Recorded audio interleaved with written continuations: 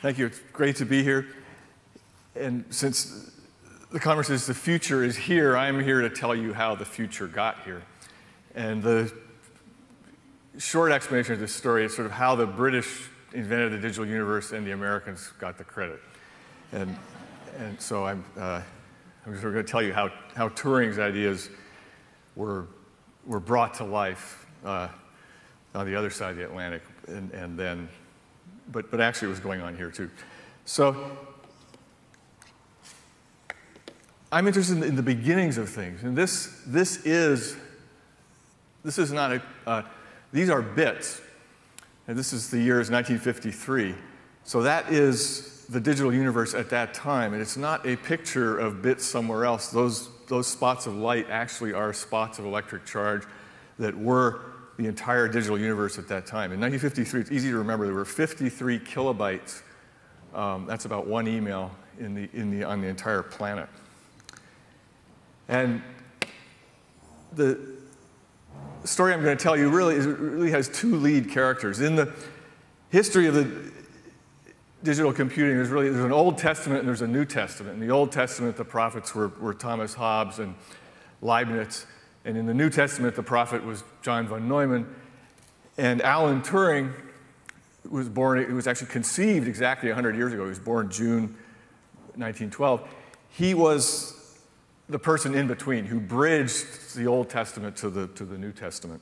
So there's Turing and von Neumann in 1946. And Turing sort of gave us our founding commandments, really. Being digital is actually more interesting than being electronic. That was the point. And Turing was interested in the question, can machines think?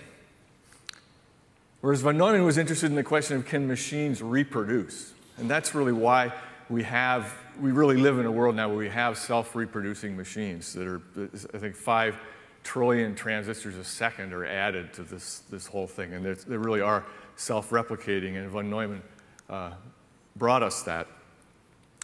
But always was clear to give credit to Turing. So let the whole world consist of a long paper tape. That's in honor of Turing, sort of giving us this one-dimensional model where all computation could be viewed as just simply one long, finite but unbounded paper tape. Turing, if you read The Guardian yesterday, there's now going to be a Hollywood film on Turing, and the lead is going to be played by Leonardo DiCaprio. So wait for that. So the reason this happened was that in 1936, Turing, who was a 24-year-old graduate student in Cambridge, published this paper on computable numbers. So he's 24 years old. He publishes this paper that seems to have absolutely no practical consequences at the time.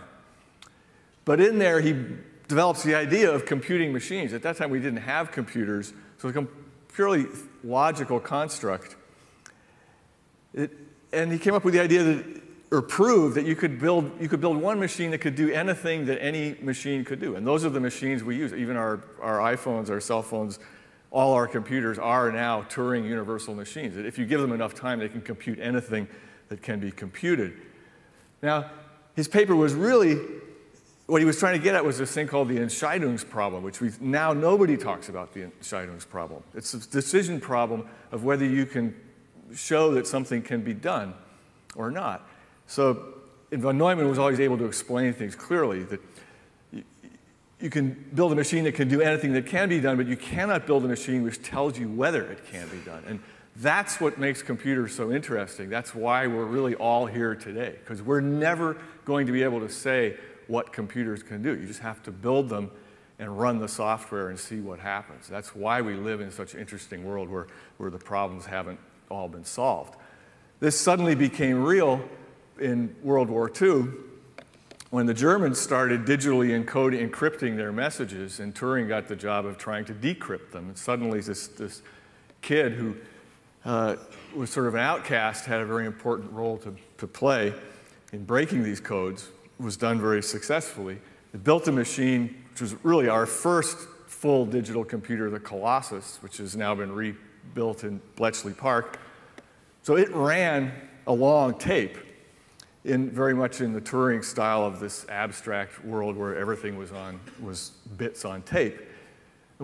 So that happened here.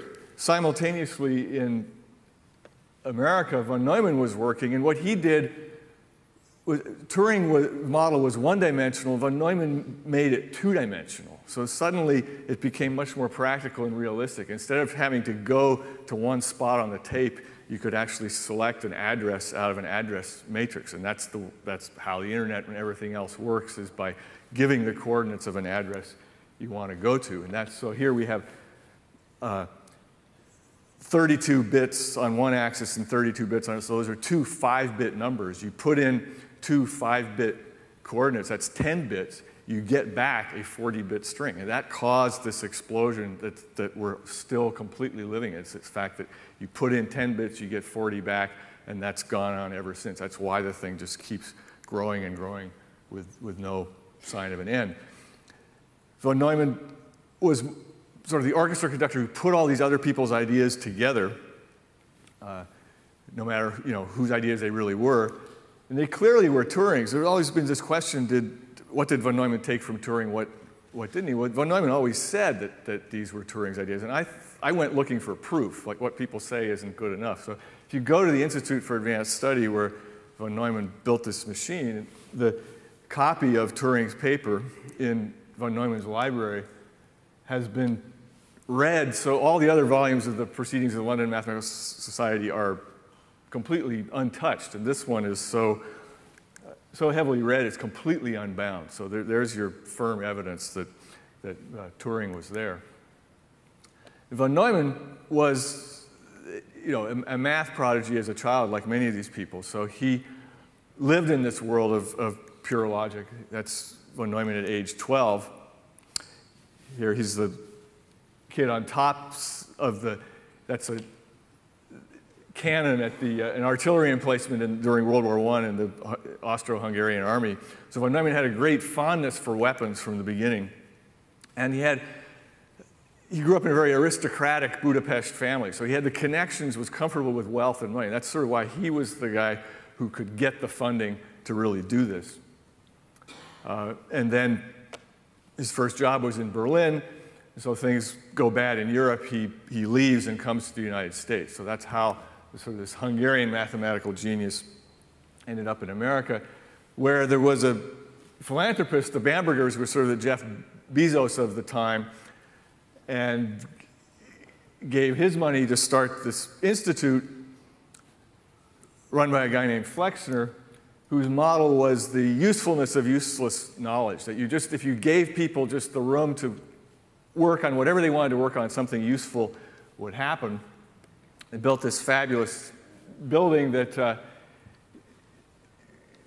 was sort of paradise for these mathematicians who were escaping the war. The lead person there, the flagship person, was Einstein.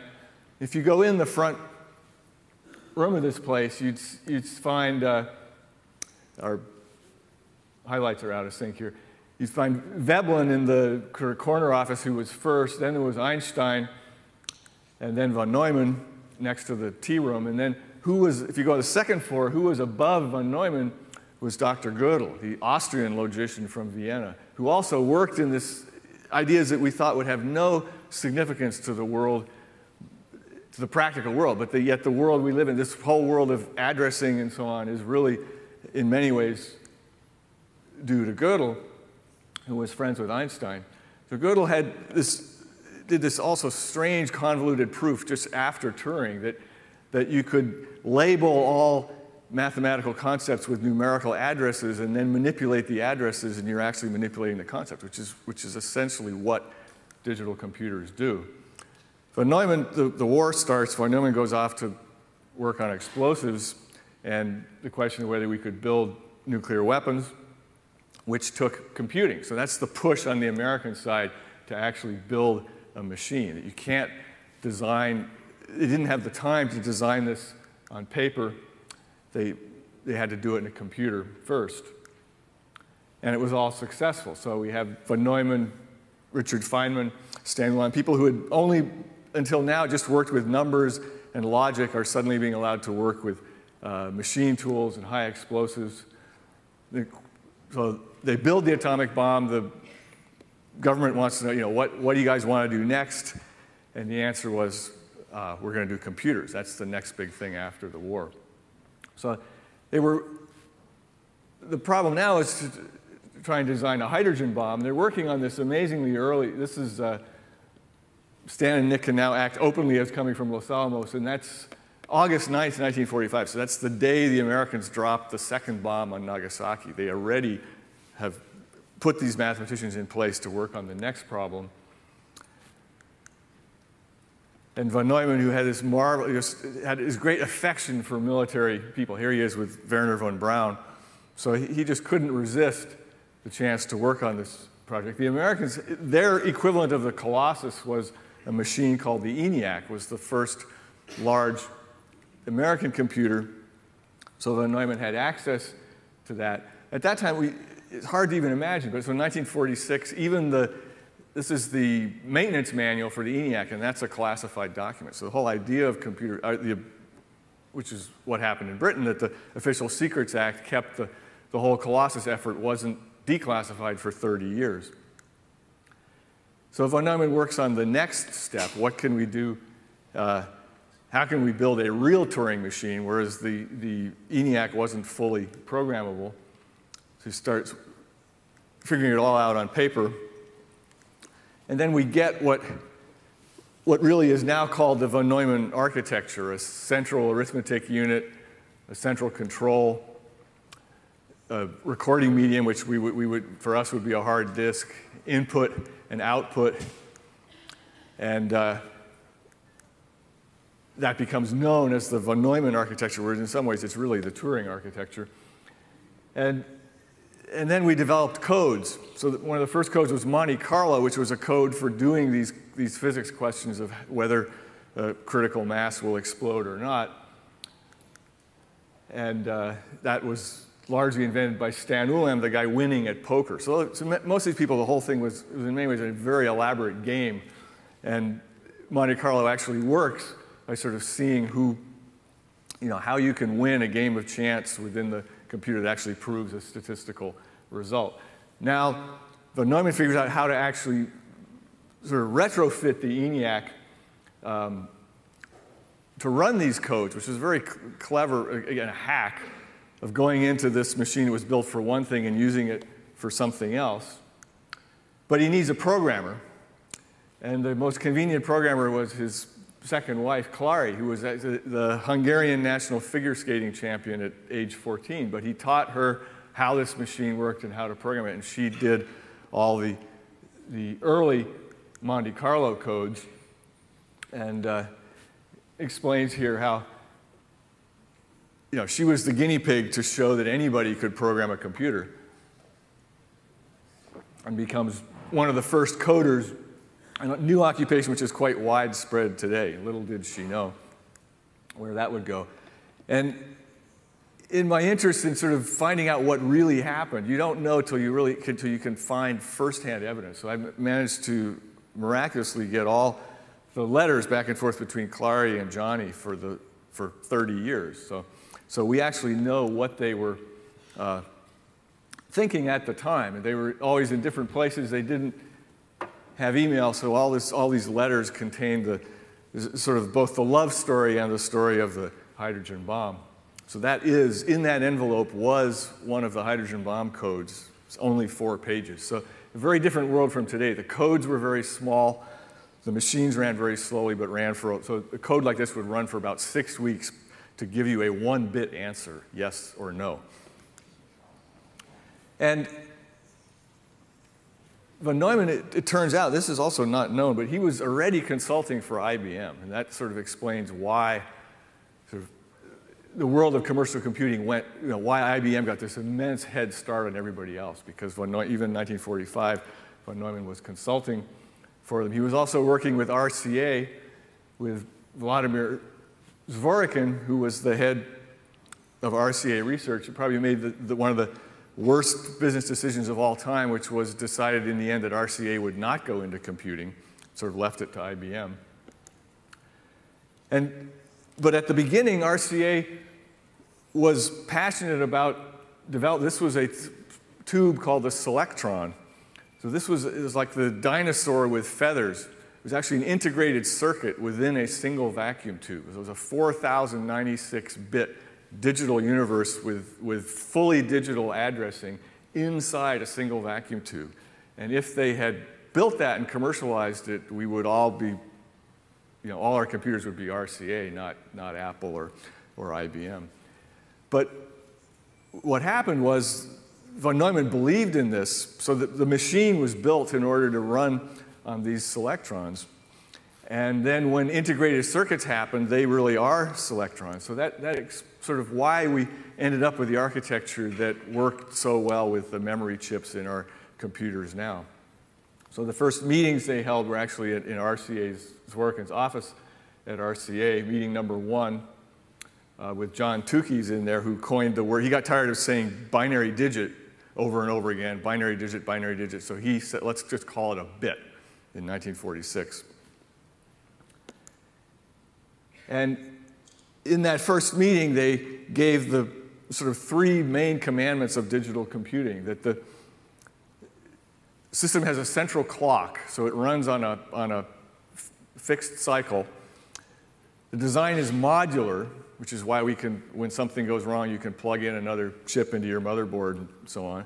And absolutely most importantly, words coding the orders are handled in the memory just like numbers. And that's the sort of key transition in digital computing, when we put the instructions and the data together and broke the, up until that time, numbers were used to mean things and represent things, but numbers didn't do things. And now we are allowing order codes, which are essentially strings of binary code, to actually execute instructions.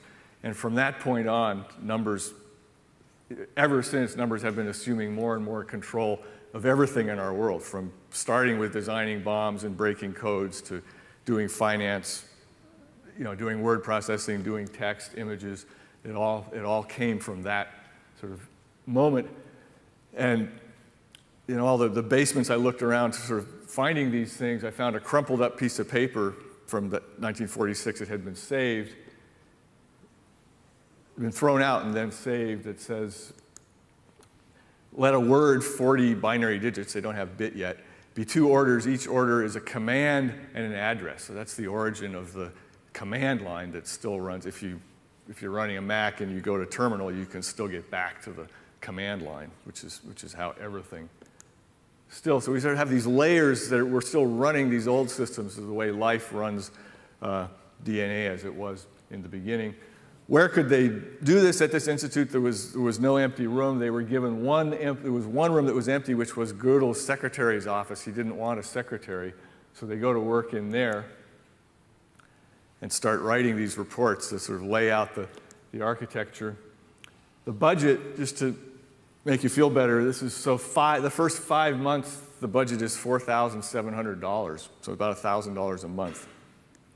And on month 5, they spend the first $4 on electrical work. So that was the beginning. So it switched from theory to practice. Things we take absolutely for granted. This is an and/or gate, which you assume just an and/or gate was there from the beginning, but somebody had to draw the first sketch of an and/or gate. Doing all this with vacuum tubes that are not essentially binary, they're analog, not digital. So you're trying to get this digital behavior out of these analog parts. That's a shift register. This is the basis of every single microprocessor from embedded to mainframe computers all work on a shift register. And again, that had to be sort of invented, where you move the bits up and then move them back down. Then guys had to build it who were not welcome in Princeton at all, sort of engineers with soldering guns. These great theoreticians were trying to get away from this kind of thing. So all of a sudden, all these engineers show up, and all the people that help them. Now they're getting in trouble. This is a letter to the von Neumann from the directors saying, apparently the members,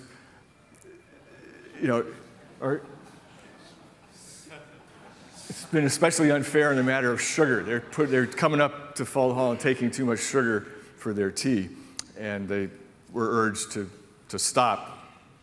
So that was sort of the beginning of the end. The computer nerds were going to take over the world, and there they are. And all these people went on to build copies of this computer in other places, which is why we sort of all still run exactly the same architecture was developed at that moment, just not by accident, but the Selectron wasn't there. RCA kept saying, well, we're going to have the Selectrons in 4 weeks, we'll have them in 6 weeks. They never did. So the guys in Princeton, what did they do? They went back to England.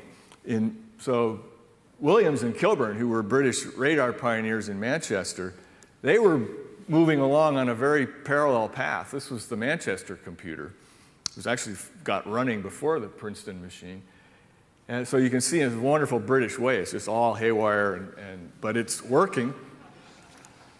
And there's Williams and Kilburn. And what they have done is take a standard cathode ray oscilloscope tube, the little round thing in the center, and they're getting that to store like 1 kilobit, 1,000 bits, as a pattern of spots on the screen. And they type up a paper about it, and the Americans hear about this and go learn from them. So this is a 2,000-bit store. So just by using ordinary cathode ray tubes, they were able to develop, using an analog component, they were able to develop a digital memory. And then put 40 of those tubes in the base of the machine, so it's like a V40 engine. So there's 1 bit of each 40-bit word is in each different cylinder.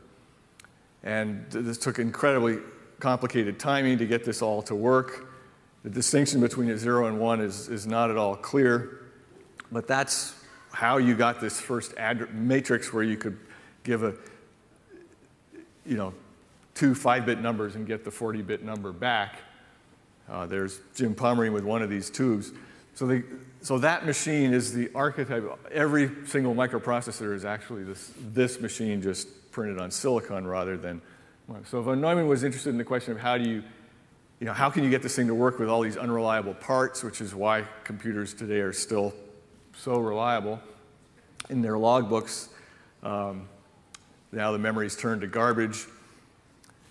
So high speed was 16 kilocycles, 16,000 cycles per second, and low speed was about 2 kilocycles. Speed was variable. And then, of course, the reason for all this was to design the hydrogen bomb, which in the end was incredibly successful. So it was the first example of something that was purely done in the digital universe that had largest effect of anything humans had built in the real world. Oppenheimer, who took credit for being against the bomb, was actually helping to build it. Von Neumann had a sense of irony about what they were doing, that this was either the work of God or it was the work of the devil. And I think to hedge his bets, because he was also extremely interested in biology, so he was building a machine that could destroy all life on Earth. Also, what could they do about creating life?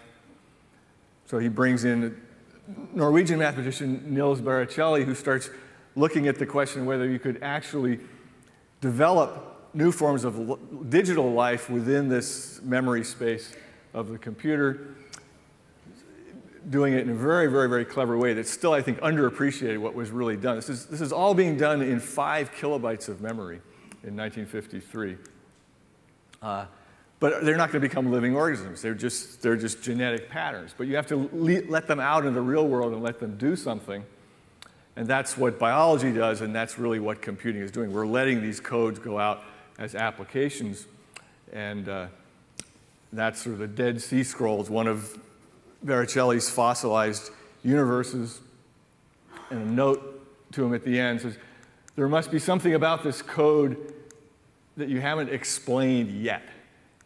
And that's really what von Neumann went to the grave interested in, what Turing was interested in. We still have not explained how these one-dimensional strings of code are able to do these unpredictable things in the real world. Von Neumann's advice, I think, to all of us, it's easier to write a new code than to understand an old one. And von Neumann dies in 1957. Tragically, as Turing died 1954. So Turing died at 41. Von Neumann dies at age 53. 12 o'clock midnight. As soon as von Neumann's gone, the institute shuts the machine down. So that's the last entry in the logbook. And if you look at what they did with only this, just 5 kilobytes of memory, they worked on, so the time scale is in seconds, going from nuclear explosions to shock waves to meteorology to evolution to the evolution of the solar system. That's 26 orders of magnitude in time. Yet they're working on similar problems. And then if you compare that to our perspective, the shortest thing we can conceive, a blink of an eye to a human lifetime, the exact middle is sort of 1 human day, 8 hours. And to me, this is sort of a mystery, that why we exist right in the middle of sort of the time scale of the entire universe. And what computers have done has sort of expand our ability to perceive these very short, very long time scales. And I think that's part of what we do, particularly as writers and so on, is tell these stories that enlarge that view. So von Neumann died, he saw this promised world coming up, but he didn't live to see it. So what von Neumann and Turing brought us really was the world that Leibniz imagined, of this purely digital, predictable universe. But that was from 1697. But now this is back to Turing in 1951. Turing did not really, I think he's misrepresented in this, that he did not believe in deterministic computing.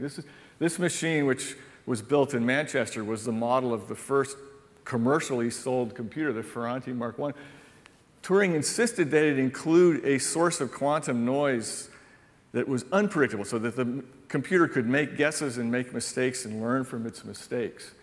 And then his second paper, which gets no credit at all, is I think in some ways more important than his 1936 paper, he develops a model of non-deterministic computing, where he calls it an oracle machine, where the machine is deterministic, but every once in a while it takes a guess. And if you look at something like what Google is doing, it's exactly one of Turing's oracle machines. It's a deterministic machine that at certain points human beings make the non-deterministic clicks, and then the deterministic machine learns from that, and that's why Google has become so knowledgeable.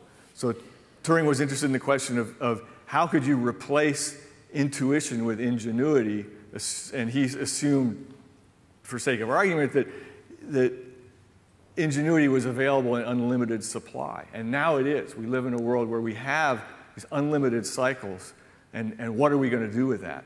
And so now, at the very end, I'm going to tell you just my guess at what sort of, you can't predict the future, but what I think is happening now that we just don't appreciate and recognize yet.